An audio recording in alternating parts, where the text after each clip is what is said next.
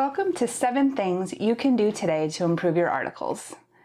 I believe that the success of your site is directly linked to the quality of your articles. All of the other advice you'll get here at FinCon is given with the assumption that your articles are good. None of the blogging advice out there will work if your articles aren't helpful to your reader. I'm Ashley Barnett. I've been a personal finance blogger since 2008. But for the past 7 years, I've been freelancing as an editor for some of the big sites in the FinCon community, including Money Under 30, PT Money, Wallet Hacks, and others. I would say, as a conservative estimate, I've edited over 3,000 articles. And part of my job is to give feedback to writers about their articles. And it's through this practice of having to formulate the feedback, communicate it to the writer, and then see the results of the changes that I've asked for, that I've gotten really good at being able to see what's working in an article and how to fix what's not. My latest project is my site hitpublish.com, where I created a course that teaches bloggers how to create the best content on the internet.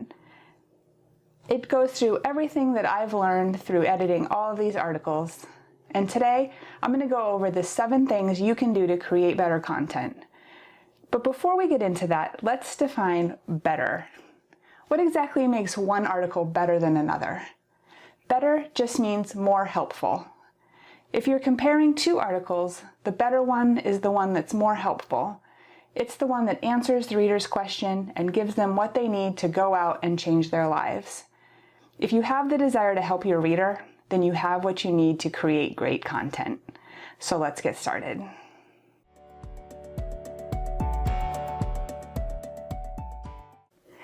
Knowing who your reader is critical to creating helpful content.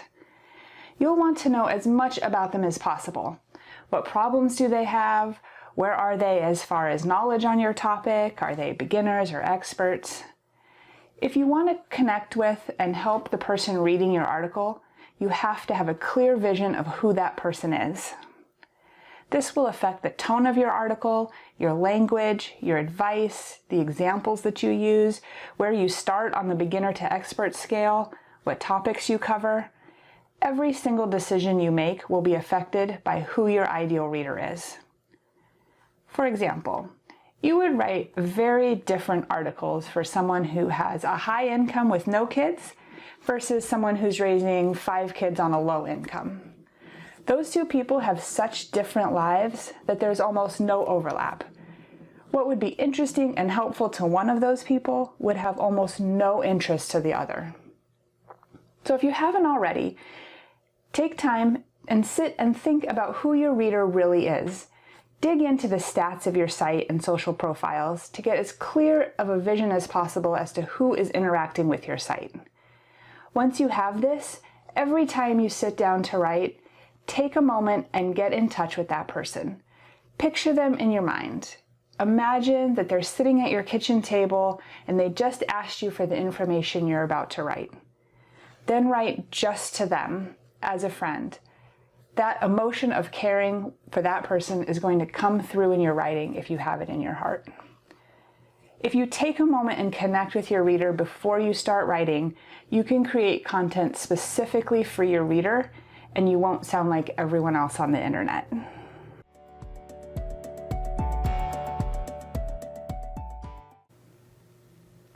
Another thing to do before you start writing is to know what your article is actually about. This seems obvious. Of course I know what my article is about.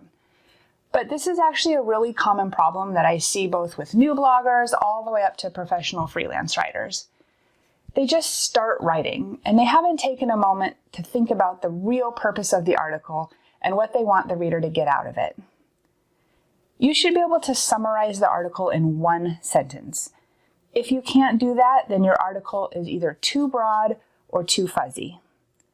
If you can't sum it up in 1 sentence, you don't have a crystal clear idea of what your article is about. And if you aren't clear on what your article is about, the problem is probably one of 2 things.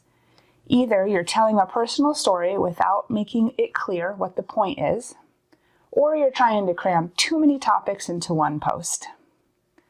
So let's use an example. Let's say you wanted to write a post about meal planning.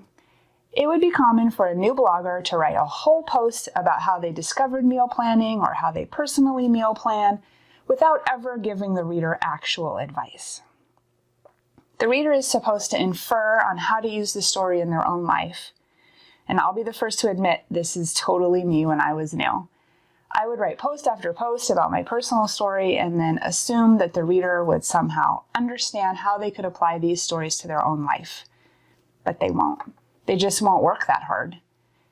You have to know what the article is about and tell it to the reader in a very straightforward way. The other mistake is trying to cram too many topics into one article.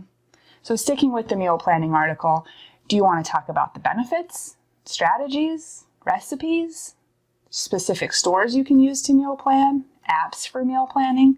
There's so much you could cover, and each one of those could be their own article. But if you don't know what your article is about, it's easy to get off track.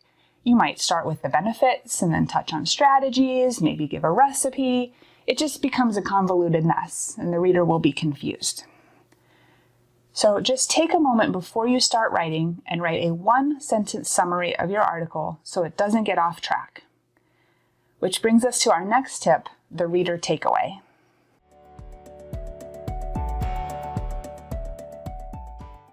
Once you know what your article is actually about, you'll also want to know what I call the reader takeaway.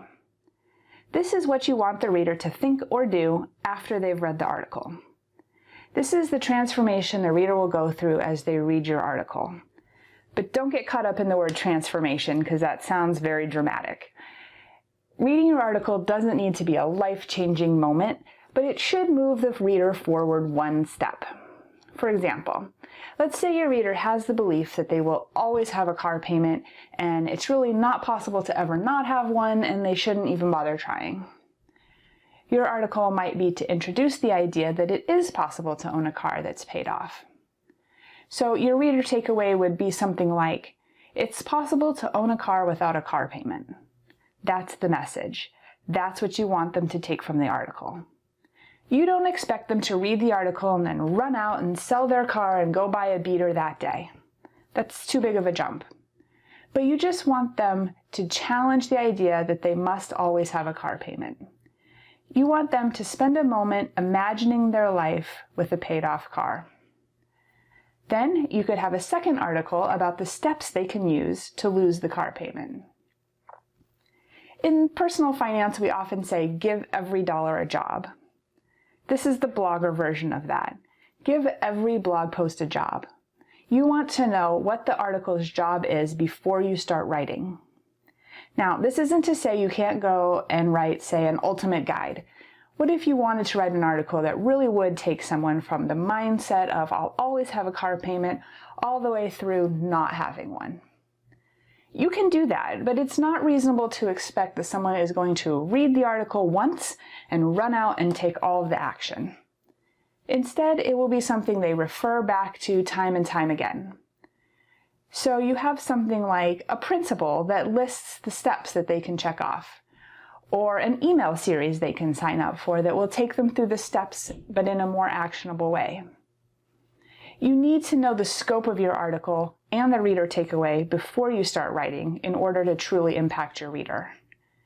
You have to know going in what your goal is and to have a plan. Which leads us to our next topic, having a logical layout.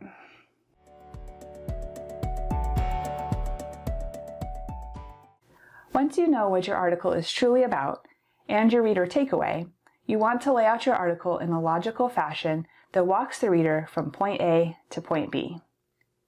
If you know who your reader is, then you know where they are. And if you've done your planning, then you know where you want them to go. So now you just need to lay out the steps to get them there. I always outline my articles. I encourage everyone to create an outline, but I also understand that not everyone works that way. But at the very least, have some kind of structure to your article laid out ahead of time, even if it's just the big ideas. Your main ideas will be your H2s, any supporting facts or ideas will be H3s. I have a handout you can grab after the talk that will help you create an outline.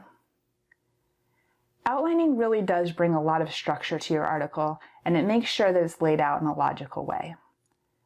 Good headings act as signposts throughout the article, letting the reader know where they are along the path. They also allow the reader to skip to sections that interest them. Don't expect that every reader will read every word of your posts. They won't.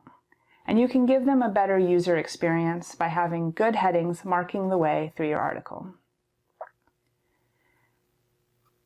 This allows the readers to skip to the parts that interest them without slogging through the parts that don't.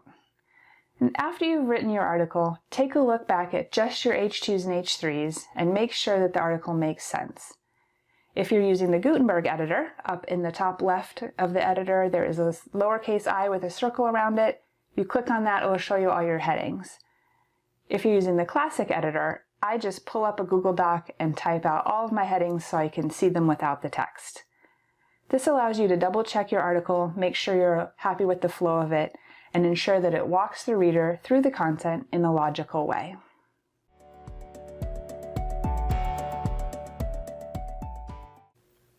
Oftentimes, the point of our article is to get the reader to take action, to do something they've never done before. To do this, we need to take as much of the mystery out of the process as possible. We need to give them as much detail as we can and really roll out the red carpet and get them as close to the end goal as possible. For example, let's say you're writing a list of do-it-yourself home repairs. Obviously, you'll list a bunch of common and easy home repairs that people can do themselves. But you'll also want to include things like a list of materials that they'll need, the average cost of the repair, common pitfalls to avoid. You'll also want to make or find YouTube videos, or create a series of images to show how to complete the repair. We should do as much of the thinking and research for them as we can. The idea is that the reader shouldn't have to go someplace else to get the information that they need to take action on your suggestion. You should provide everything that they need. If it's something you can't create for some reason, maybe a calculator or a fancy spreadsheet that you just don't have the tech skills to create, that's fine. You can always link to a resource someone else has created. But if they need to Google something in order to take action on your suggestion, then you weren't as helpful as you could have been. Let's jump into the computer and take a look at an example. So here we have an article that I just cut and paste the first 3 tips out of a 10-tip article. And here is the original. I certainly don't mean to call this person out or call out this site. I actually think it's a really cute site. But I just grabbed these first 3 tips of this 10-tip article. And you can see that the tips themselves are pretty thin. There's only about 50 words per tip. So we have a lot of work we could do on this article. So I just copied and pasted the first 3. So the first one is make your bed after you get up. I've noticed on the days when I don't make my bed, I end up getting right back in. Make it a part of your morning routine to make your bed after getting out of it so that you're less likely to get back in. It'll help you have a productive start to your day. What I like about this section is it says what's the tip and then why you should do the tip and how to implement it. So just make the bed right after getting out of it. So that is actually helpful to the reader, so that's great. But let's just scroll down and see the changes that I made. So make your bed. I took out the after you get up because obviously it's after you get up. You can't make it before you get up. So this is the original, and then I've just added this section here. I talked about Charles Duhigg in his book. He talks about how making the bed starts your day off with a good decision that jumpstarts other good decisions and has a real effect on the day. Also added in a quote from Gretchen Rubin from the Happiness Project. Her research also indicates making the bed every morning can make you happier. Plus, making your bed just makes your room look so much nicer, and who doesn't want that? Want more reasons to make your bed? The Spruce has an article that lists 5 reasons you should make your bed every morning. So this is a more complete tip. It gives me 2 options to put in affiliate links over to these books and an external link over to the Spruce that goes deeper into this section. So if somebody is interested in this tip, they can go deeper on that if they choose to. So here's the second section. Don't just set goals. Setting goals is only the first step to achieving your goals, and you can't achieve those goals if you don't have a plan in place. For example, if your goal is to save money and no plan of how you'll save money, then you're likely to fail at your goal. Instead of only setting goals, follow them up with a plan.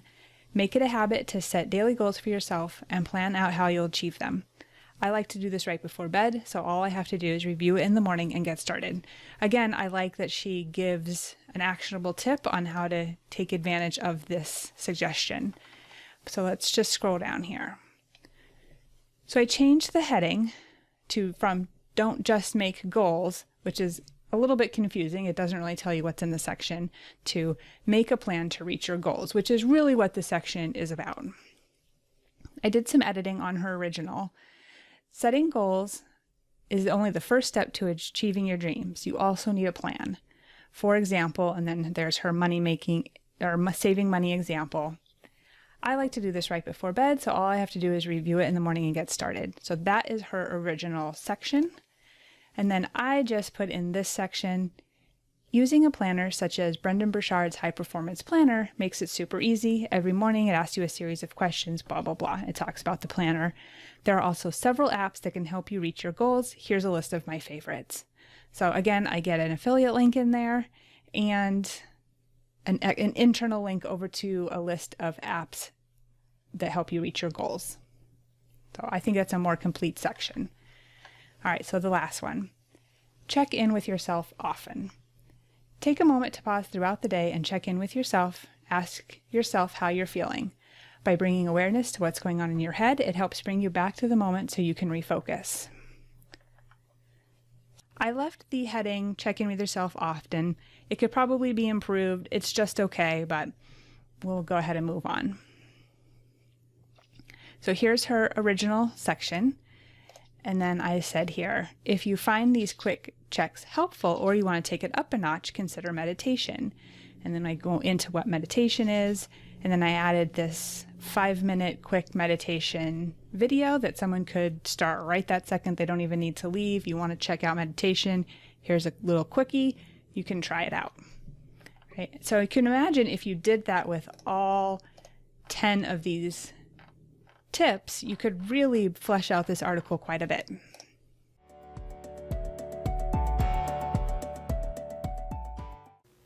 Okay, we've written a good article by now. You know what your article is about and what you want your reader to get out of it. You've laid it out in a logical fashion with headings for signposts along the way, and you've geared the whole thing to your ideal reader. One thing to do now is to go back and double check the intro. Intros are super hard, and my best tip is to write them last. Once you've written the article, you'll know exactly what's in it, and it will be much easier to write the intro. And the intro is not where you tease the article. Tease the article in social media and in your email newsletter to get people to click through. Once they're there, you want to answer their questions. They've clicked, you've won. Time to reward the reader for landing on your site. Also, avoid telling the reader to read the article or even really why they should read it. Don't say things like, keep reading, or in this article you will learn. No, just give them what they came for. Answer the reader's question right in the intro. I know this feels like you're giving away the goods and that they won't read the article if you answer their question in the first 2 paragraphs. But actually, your goal isn't to have the reader read every word of your article. The goal is to get people to click over to your site and then have a good experience. So for the meal planning article example from before, in the intro you might say something like, meal planning can be done in just 10 minutes per week using the XYZ meal planning app. If the reader is familiar with the XYZ meal planning app, then they can just leave. They will get nothing from the article. But that's a better experience than reading for 5 minutes only to discover that the article won't be helpful. However, if they've never heard of XYZ app, then they can keep reading and learn more.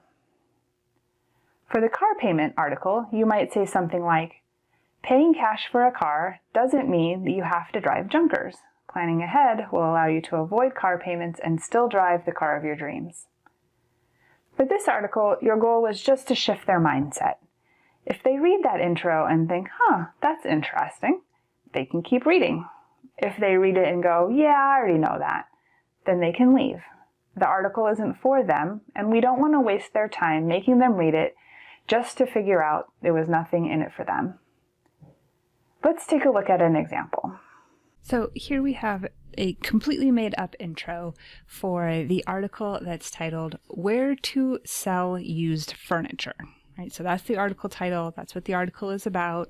What we want the reader to get out of it is some ideas on where they can sell their furniture. Right, we want them to follow through on this article and list their item to sell. So here's the intro. Have you ever wondered where you can sell used furniture? Selling your used furniture can help you by getting rid of clutter and give you extra money you can use to increase your retirement savings, build your emergency fund, or have a nice evening out. In this article, you'll find some of the best places to sell the used furniture you have lying around. So what's wrong with that intro? That is a super common intro. I would expect to see that all over the place, but there's some key things that are wrong with it. First of all, it doesn't match the reader takeaway, right? Nothing in that intro is going to help them actually sell their furniture. And it's kind of confusing because we clicked on an article where to sell used furniture, and instead we read an intro about the benefits of selling used furniture. Like, we've already decided we're going to sell it. We don't need to hear about the benefits. We already know, right? And then in this article, you'll find some of the best places to sell used furniture you have lying around. Yeah, I know. That's why I clicked on the title, Where Do You Sell Used Furniture? So the intro all by itself gives us no new information and really isn't helpful to the reader in any way. And it also does a little pet peeve of mine, which is to link to other articles right in the intro. And that just bugs me. The very first thing you do is to ask your reader to leave. So there typically shouldn't be any links in the intro except maybe an affiliate link. So let's take a look at a kind of updated intro. Where to sell your used furniture depends on what you want to sell and if you're willing to ship it. If you are selling large household furniture, such as your old couch, local marketplaces like Facebook or OfferUp are probably your best bet. However, if you have high-end specialty items, you'll likely need a broader market and have to ship it to the buyer. In this case, you'll want to look into places like Sotheby's or Cherish. So we can see how that intro is actually helpful to the reader. If the reader reads this and never reads another word of the article, they did get something out of it, right? They know that they're really probably shouldn't be selling their old couch on eBay. That's going to be too much work. The fees are going to be too high. You're going to have to ship it. You're going to want free and local places like Facebook or OfferUp, right? Versus if you have some antique piece of furniture from your grandma that's worth a lot of money, you're probably not going to want to sell that on Facebook. You get all that information just from those few sentences in the intro. If that is interesting to the reader, they can continue. If that is not, if they're like, yep, I know all that already, they can go. No harm done. No one wasted their time.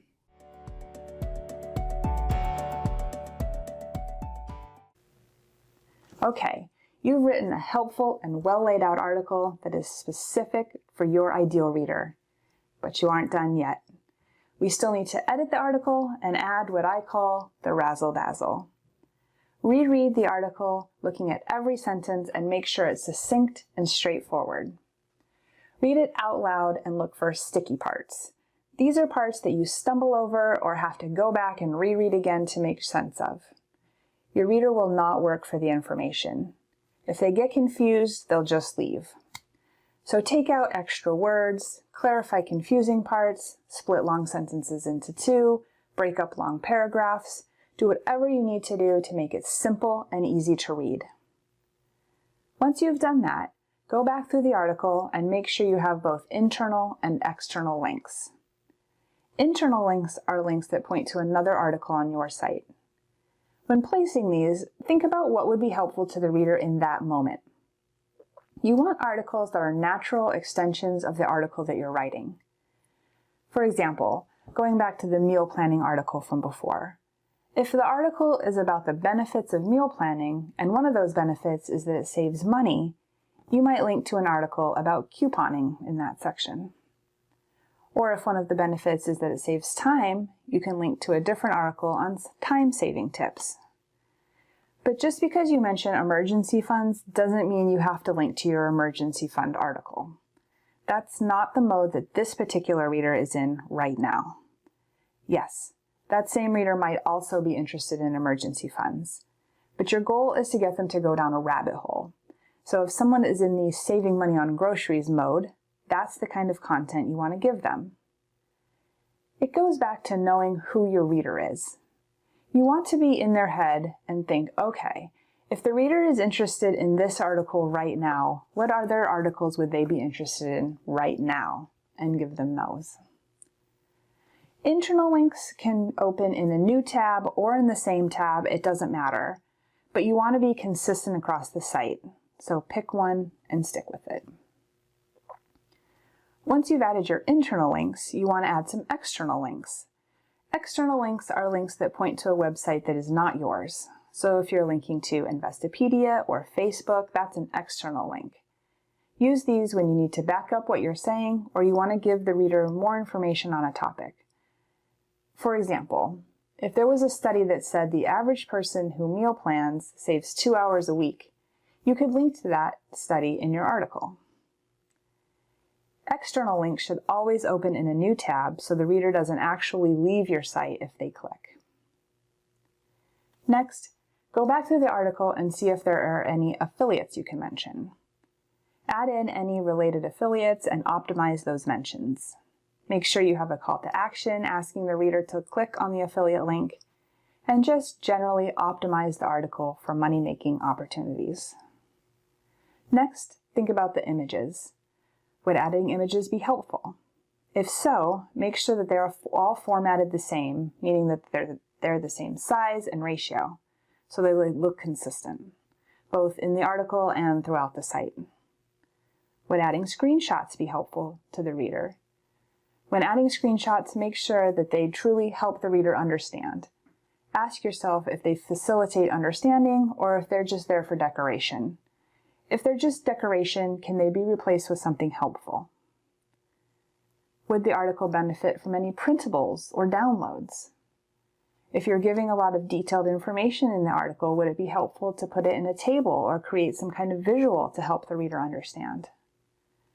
Once you have everything in place, go through the post and make sure that your formatting is consistent throughout the article and really throughout the site. Then write your meta description in your SEO plugin, double check your URL and category, and lastly, when you're sure the article is ready to go, preview it on the site and make sure it looks good. Click on every link and make sure that it works and opens in the proper tab. Then give it one more read through on the site. There's something about the change in font from WordPress over to live on the site that helps your brain see typos and other issues you may have missed. Remember, the articles you publish are the product that your business produces. So take the time and make sure they're as good as they can be. I know I've gone over a ton of information super fast, so here's a quick recap. The 7 tips were: know who your reader is and write directly to them. Have a clear understanding on what your article is actually about. Know what you want your reader to think or do after they've read the article. Lay out your article in a logical fashion that takes the reader from A to B. Give the reader as much as you can to help them take action. Rewrite your intro, edit, and add the razzle-dazzle. To help you take action on this information, I have some free handouts for you that will help you go through all the steps that we talked about today. If you go to hitpublish.com/FinCon, you can sign up to receive a special set of downloads that I created just for FinConners, including a summary of this talk, my editing checklist so you can add all the razzle-dazzle, and some other freebies and special offers. You can also email me at ashley@hitpublish.com if you have any questions or if there's anything that I can do to help. I'm happy to help in any way that I can. And with that, I send you back out into the world. Thank you for spending this time with me. I'll see you around.